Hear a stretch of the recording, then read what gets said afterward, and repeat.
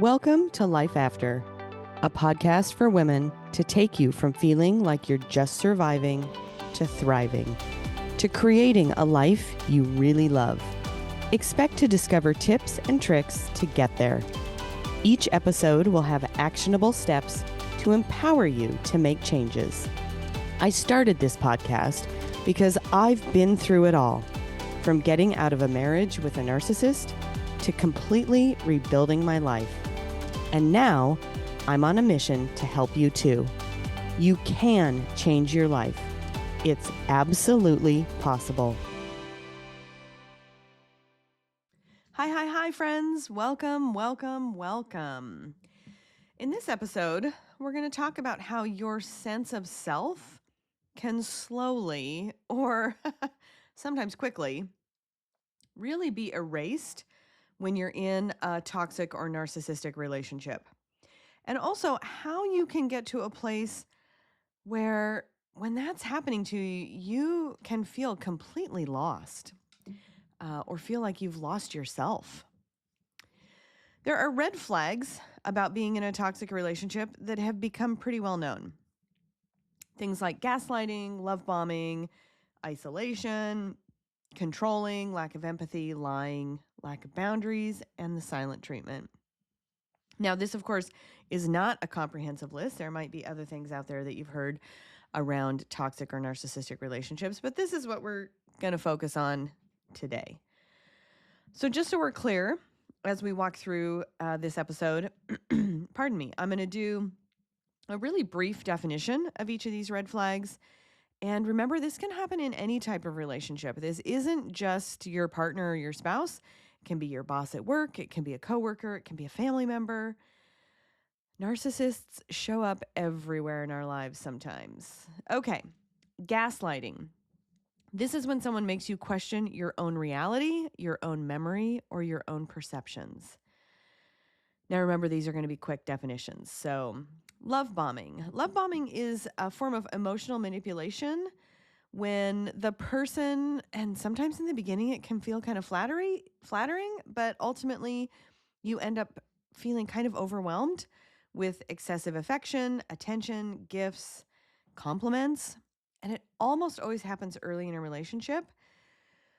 Although I have seen narcissists do it to kind of rope you back in. And I remember when this happened to me, I remember thinking, is this real? Is this really the way this person is? All right, isolation. That's exactly what it sounds like, right? The person is trying to isolate you from your support systems. I had this happen at my last job. My boss tried to isolate me by saying she'd heard rumors and gossip.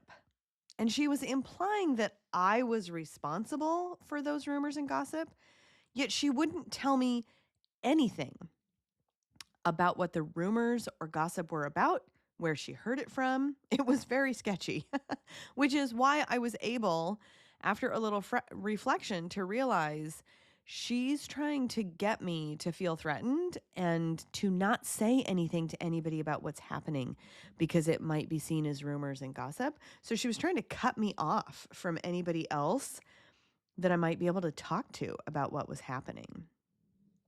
All right, controlling. Again, excuse me, this might be obvious. Controlling behaviors are all about power and control. And they really can happen in so many different ways. So maybe we should have a whole episode on this, or more of an episode on what abuse and power and control, what that really looks like. Lack of empathy.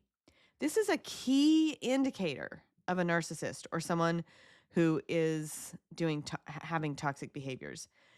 So a narcissist doesn't have empathy. They don't put themselves in your shoes to see it from your perspective. They don't listen. They're dismissive. And this is one that they can also hide, because what they do is they watch others around them to see what their reactions are, and then they play like they're empathetic. So this one can be a little harder to identify. All right, the next one is lying. Well, it's lying, right? we know what lying is. And a narcissist or toxic person is also going to blur this line. And they're going to do that a lot. So they'll tell you they haven't lied because technically not doing X, Y, or Z isn't a lie. Or they'll convince you that leaving information out, that's not lying. I just didn't tell you the whole story. So lying can look a couple of different ways.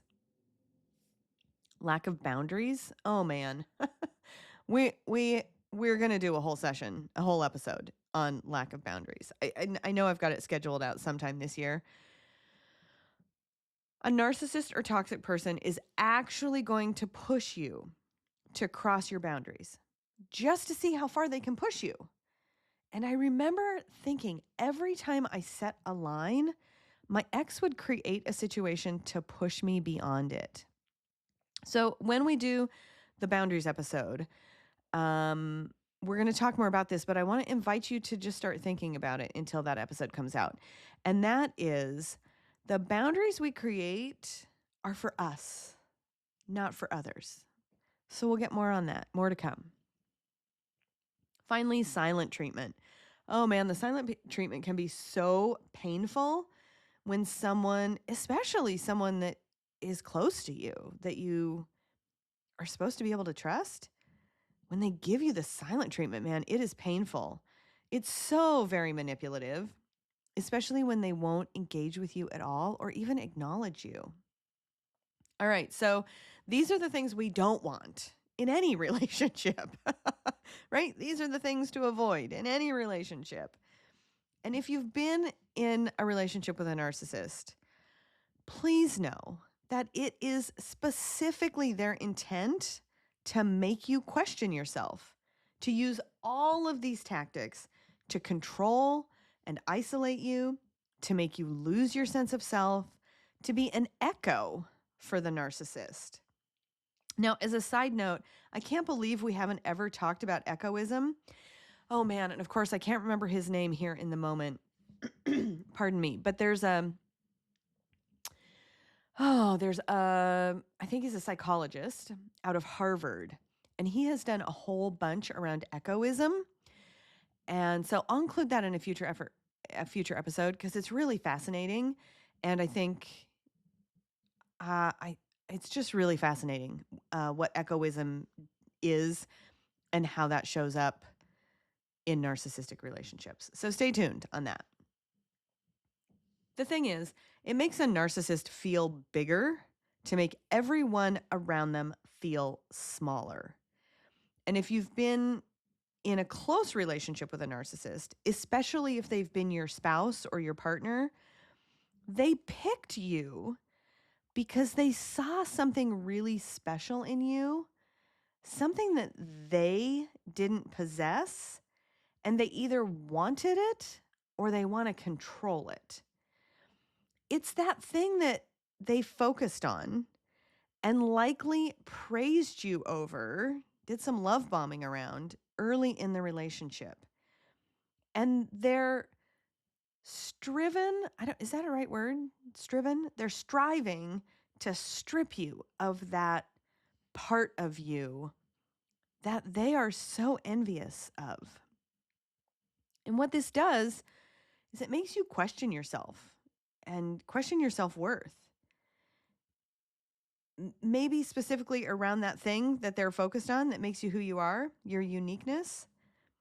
I have a great resource if you want more information on this, what it looks like, some questions you can ask yourself if you think maybe you're in a relationship with a narcissist. And I'll put a link to it in the show notes.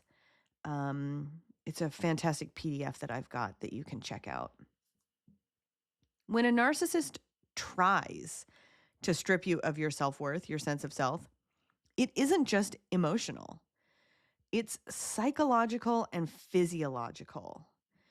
Let's really quickly revisit our last episode, number 74, and how a toxic relationship can impact your nervous system. So remember, the goal of a narcissistic or toxic partner is to keep you in survival mode. using all of those red flag tactics we just talked about. And when they do that, when they're successful with that and you're in survival mode, you are consistently and probably constantly in fight, flight, freeze, or fawn. Your prefrontal cortex, that thinking part of your brain and the front part of your brain, it's offline. So what this means is that you're not thinking clearly. You're not making decisions from a grounded place. And in all likelihood, you may not be making decisions at all. You're just getting by. You're surviving. You're reacting. And when you're in that survival mode for too long, something really important starts to happen. You lose access to yourself. You lose your sense of self, of who you are, what you want, what you're doing besides the absolute basics to not only get by, but to satisfy the expectations of your toxic person or your narcissist. And this process of losing yourself, while it can happen quickly, it usually doesn't happen overnight. It's over time where it often feels safer to do what the other party wants you to do. This is how they minimize you and your needs and the situation. So what it looks like is second guessing your thoughts and not trusting your instincts.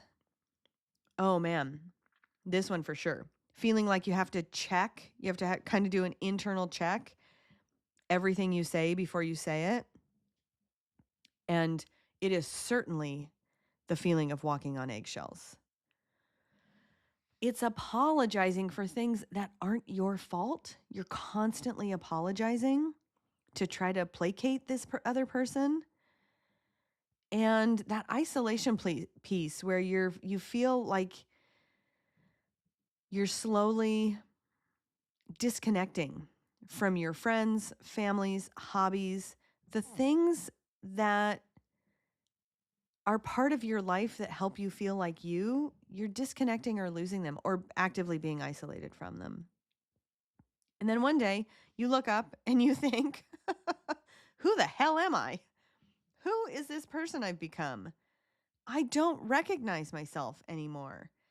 And furthermore, how the hell did I get here? Why don't I feel like myself? Who even am I right now? This is why those red flags matter so much, because each one of them, gaslighting, love bombing, isolation, control, the lack of empathy, the lying, the lack of boundaries. Did I say silent treatment already? I might have said silent treatment already. Nope, I didn't. All right. Those things aren't random. They're strategic. The narcissist is causing you to have these reactions in your life intentionally because they're using these tactics against you, right? Gaslighting specifically makes you question your reality. Isolation removes you from the people who can help ground you, that are your support system. Oh, love bombing. It just pulls you in, hooks you emotionally, gets you set up. They set you up just to turn around and have you fail. And control in any relationship at any level is designed to keep you small. And all of these things work together. They're working together, all of these tactics, to disconnect you from your own internal compass. They train you to stop trusting your instincts, your gut, your inner voice, whatever you refer to it as. And in the process of doing this, it also strengthens those little gremlin voices that are constantly telling you you're wrong or bad or not enough, you're not worthy. That's what those little gremlin voices are being trained to tell you. So I want to be really, really, really clear here. If you've ever experienced any of these tactics, if you have been in any kind of relationship with a toxic person or a narcissist, there is nothing wrong with you. It is not your fault. when you are in a relationship with a person who is intentionally trying to control you. Your brain and your body have adapted to survive in that environment. And that's what happens when we're in survival mode for a long time. We adapt to survive, and then all we're doing is surviving. It's not weakness. It's your physiology. It's your body, and often your brain, doing the smart thing for you in those moments when you are unsafe. Now, being in survival mode is not where we're meant to live long term at all. It's not where we're meant to live our lives. Survival mode is only to be a part of our lives when we need it to survive, right? We want to be living the rest of the time. Okay, so I hope you're still with me. I hope you've stayed with me, because man, oh man, this stuff is depressing, right? It's accurate. I do my research. I know what I'm talking about. But it is scary and uncomfortable. And I know that. So thank you for sticking with me. All right. We're going to look at the positive side of this now, of what we can do. We're always about practical tips and about tips and tricks that help us move forward in our lives and get clarity. I recently gave a talk to a high school health class, and we talked about the red flags. We talked about it a little differently because we were talking about dating violence. And if you're a teacher out there, or you know a teacher out there that would like to have me come in and speak to high school students about avoiding dating violence and building healthy relationships, please let me know. That's my shameless plug for this episode. Anyway, so we were talking about red flags. And it's important to know the red flags. It is. It helps us avoid, or not avoid, it helps us notice those things that are happening early in a relationship to kind of give us the space to be able to try to extricate ourselves from the relationship. Here's the thing, though. We also it's really important that we talk about the green flags. What does a healthy relationship look like? We want to know these things so we can lean into the kind of relationships that we want, so we can build the kind of healthy relationships that we want. Remember, what we focus on is what we have more of in our lives. So knowing what kind of relationship, and this can be hard, right? If we grew up in households where we didn't learn what a healthy relationship looked like, it can be really helpful for us to learn this. Really helpful. If we did grow up in a healthy household when we were kids, and we still have ended up in a relationship with a narcissist or toxic person, which absolutely can happen. None of us is immune to being impacted by this kind of relationship. We may feel so lost. We may feel so disconnected from ourselves that we've forgotten what a healthy, functional relationship looks like. And so in either case, whether you didn't know to begin with or you knew and you've lost it, it takes some time to recapture what a healthy relationship looks like. And, the beautiful part about that is when you are in healthy relationships, and again, even if you're in, let's go back to my boss. I was in a toxic relationship with the boss.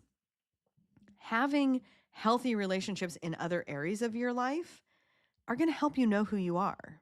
There's no losing your sense of self when you have some healthy relationships going on in your life. So that's why this conversation about green flags matters so much. Because whether you've grown up around unhealthy relationships or you've been in it, you may not remember or have that clear blueprint for what healthy looks like, right? What are those green flags? We're going to go through them relatively quickly. Pardon me. And I'm not going to necessarily expand on too many of them, but here are some telltale signs or characteristics of a healthy relationship. First, there's mutual respect. And following mutual respect, there's trust. And I think those two things really go hand in hand. And then there's honesty, right? Being honest and transparent, I would say, in our relationships builds trust. So that's really important. Compromise. If it's done in a positive way where we acknowledge the different points of view and are willing to give and take, compromise can be a really healthy part of a good relationship. Individuality, right? Nobody should have to compromise who they are in any relationship, right? And in a partnership or a spouse or a dating relationship, you shouldn't have to give up your friends or your hobbies or your sports, right? The other partner should be supportive of those parts of your life that make you who you are, right? This is a case for any relationship, but having good communication, being able to speak honestly, to feel safe, to talk about how you feel, what you want, what you need, to be able to communicate clearly so that you don't have, you can avoid miscommunication, right? If you need to talk through something with somebody, having that trusting relationship allows for better communication. This one is interesting to me. So it's anger control. We all get angry, right? Anger is an emotion that, whether we tap into it or not, it happens. It's really common. It's how we express our anger that matters in relationships. So we're going to follow that one up with fighting fair. Right? When you're angry, it can be really easy to take the cheap shots. And in a healthy relationship, you choose not to do that. You choose to take a break if you need to. You choose to listen to the other person. You choose not to insult them or call them names. You choose, I love this part. You choose to stick to the subject, right? You don't generalize or, I can't think of the word now. Where you start talking about all of the other things that the person has done wrong, right? You focus on the thing that the argument's about. And that ties into problem solving. Because when we have conflict in a healthy relationship, you can work through how to solve problems.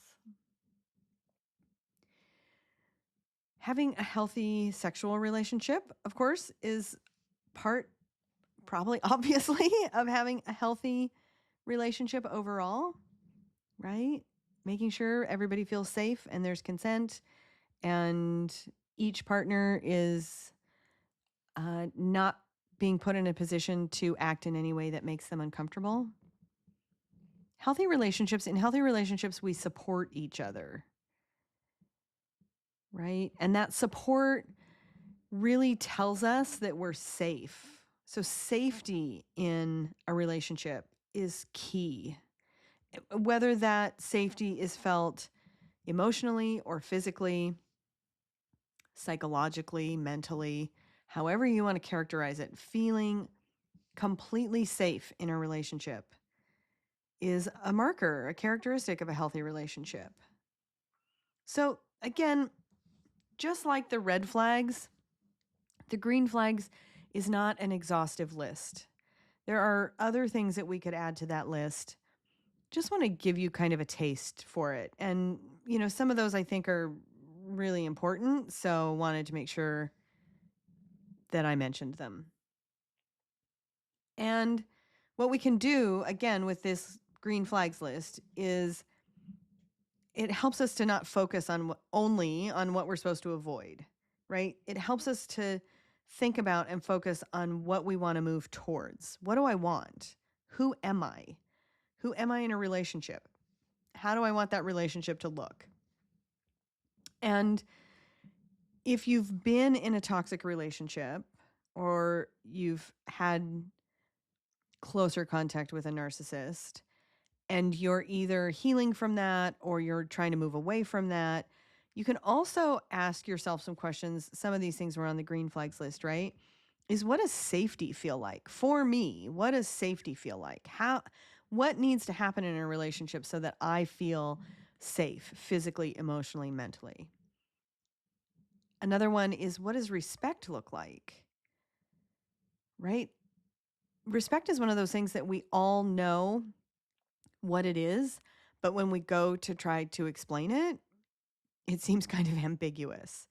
So for you, what does respect look like in a relationship?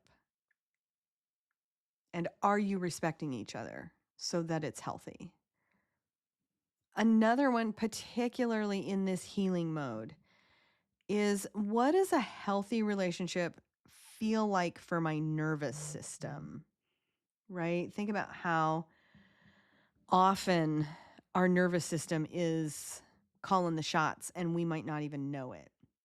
And if you don't know the answer to how is my nervous system reacting in a healthy relationship, we can always look at how we know in reflection or hindsight, how we knew our nervous system looked in that unhealthy relationship, that abusive relationship. There's a difference between an unhealthy relationship and an abusive relationship, just to be clear. But let's lump those together for the purposes of this specific question. How did my nervous system feel then? Let's do it differently this time. Because the truth of the matter is, healthy relationships don't keep you in survival mode. They allow you to be yourself. They allow you to be authentic. They allow you to grow. The other person in that relationship meets you where you are instead of expecting you to constantly meet their needs, their wants, their expectations, which is often at the expense of your own in an unhealthy or abusive relationship. Ultimately, being in healthy relationships allows you to be yourself. So no matter if you've been in a toxic relationship, no matter who your toxic person or narcissistic person was, you're never too much. You're not too sensitive. You're not the problem. You were in a dynamic that required you to shrink yourself down, to doubt yourself, and to disconnect both from your support system and yourself in order to survive it. And when that's the situation we're in, what else could we possibly expect to happen than to lose who we are, to lose our sense of self? The best part about this whole episode is that now that you know, and can compare and identify the red flags versus the green flags, now you get a choice. You get to choose to listen to yourself again.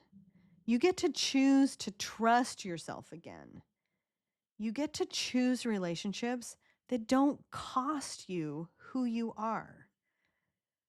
Because a healthy relationship will never, ever require that you lose yourself and disappear. This podcast is a valuable resource for anyone seeking to make meaningful changes in their life. I'm here to support you on your unique journey, offering guidance and encouragement every step of the way. There will be new episodes on the second and fourth Wednesday every month. Please follow on your favorite podcast platform so you don't miss any episodes. And also, please rate, share, like, follow, and subscribe. All the things. Thank you so much for taking the time to listen to today's episode that explains how easy it is to lose ourselves when we're in a toxic or narcissistic relationship. Remember, knowing the red flags is important. It helps us avoid getting too far into a toxic relationship. And knowing the green flags is critical so you can move towards what you want and what feels good and is a healthier option ultimately. That's the key. As we wrap up, here's the thing. I've made every mistake. I've literally been there and done that. It's one step at a time, and you'll get there. There's hope. You've got this. If you're struggling in a relationship and wondering if it might be controlling, you're not alone. Download my free PDF at locatecoaching.com/free gift to help you find clarity and confidence. I hope you have a fantastic day, and I'll see you soon.